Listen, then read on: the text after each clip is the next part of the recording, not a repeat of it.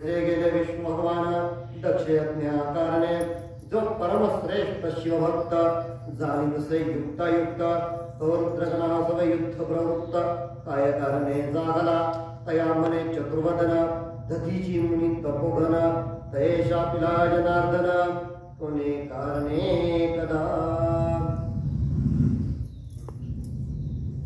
काल आपण बघितलं की कशा प्रकारे दक्षाने त्याच्या घरी यज्ञाचं आयोजन केलं.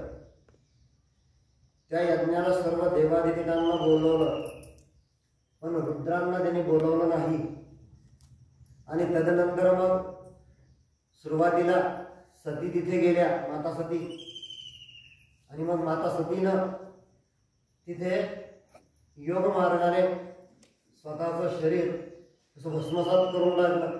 आणि तदनंतर मग वीरभद्राला कसं त्यांनी तिथं पाठवलं. आणि मग वीरभद्रांचं आणि अन्य देवतांचं कसं युद्ध झालं त्याचं वर्णन आपण कालच्या अध्यायामध्ये बघितलं.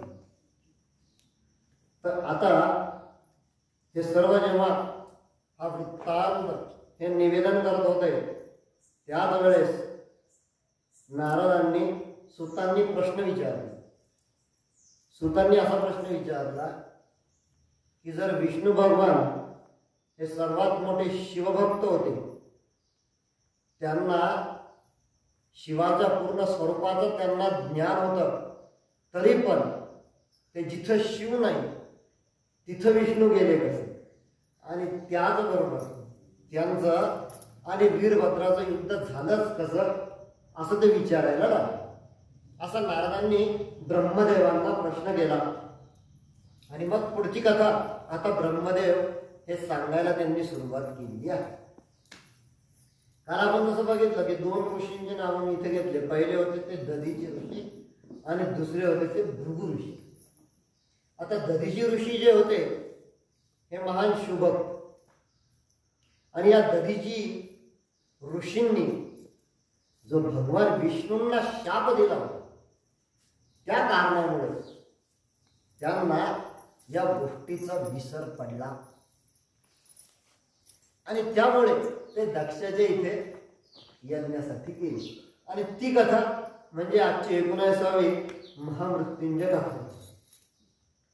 तर दधीची ऋषी जे होते हे अत्यंत तपोनिष्ठ, तपस्वी, त्याचप्रमाणे आचारनिष्ठ, वेदनिष्ठ, देवनिष्ठ असे हे दधीची ऋषी होते. आणि त्यांचा एक मित्र होता, त्याचं नाव शूर. शूर हा जो होता हा मोठा राजा होता. आणि एक दिवस या दोघांमध्ये थोडासा वादविवाद झाला की तू श्रेष्ठ का मी श्रेष्ठ. म्हणजे राजा श्रेष्ठ की ब्राह्मण श्रेष्ठ. तेव्हा त्याला जे उत्तर दिलं दधीची ऋषींनी, आणि तो मंत्र असा होता, देवाधीनम जगत सर्वम दैवाधीनम जगत सर्वम मंत्राधीनम च दैवतम ते मंत्र ब्राह्मणाधीनम ब्राह्मणो मम दैवतम. असा तो मंत्र आहे. आणि त्यांनी सांगितलं की ब्राह्मण हे जे तसे सर्व श्रेष्ठ आहेत. पण तदनंतर तो शिवराजा असं म्हणाला की राजा हा त्या प्रजेचा पालक असतो, प्रजेचा पिता असतो, त्यामुळे तो सर्वश्रेष्ठ असतो. आणि मग अशा दोघांचा तिथे वाद होत असताना दधीची ऋषी त्याच्यावरती मुष्टी प्रहार करतात. तो सुद्धा राजा, त्याला राग येतो, मी राजा असताना यांनी माझ्यावरती मुष्टी प्रहार केलाय का. मग असं म्हणून त्याहीपेक्षा जास्त अति तीव्र गतीने, तीव्र वेगाने हे त्यांच्या छातीवरती पुन्हा एक शिव हा दधीजींच्या छातीवरती एक जोरात प्रहार करतात. त्यांच्या डोळ्यासमोर अंधाऱ्या येतात आणि ते खाली कोसळतात.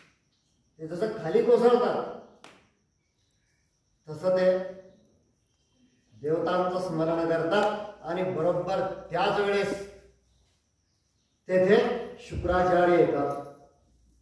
ऋषी शुक्राचार्य आपल्या सर्वांना माहिती की शुक्राचार्य हे दैत्यांचे गुरु आणि तदनंतर शुक्राचार्य जो आहे ते त्यांना महामृत्युंजय हा मंत्र देतात.